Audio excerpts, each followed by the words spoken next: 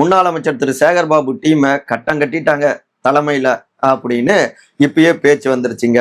எல்லாமே எதிர்க்கட்சி தலைவர் இளைஞரணி செயலாளர் திமுக திரு உதயநிதி ஸ்டாலினுடைய ஸ்பீச் தான். சமீபத்துல கிழக்கு மாவட்டத்துல சென்னையில போய் அவர் பேசினப்ப, முன்னையெல்லாம் மாதந்தோறும் நான் வந்து மீட்டிங் போட்டுக்கிட்டு இருப்பேன், ஆனா இப்ப இடையில ஒரு 3-4 மாசமா நான் வரல, இதனால அண்ணன் சேகர் பாபு அவருக்கு கோபமா இருப்பாரோ உதயநிதி அப்படின்னு நினைச்சிருக்கலாம். கோபம்லாம் இல்ல, ஒரு வருத்தம் தான்.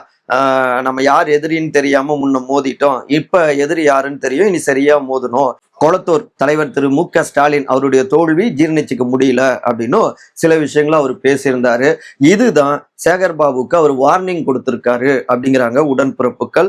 அது மட்டும் இல்லாம இப்ப 110 புதிய மாவட்டங்கள் உருவாக்கி இருக்காங்க.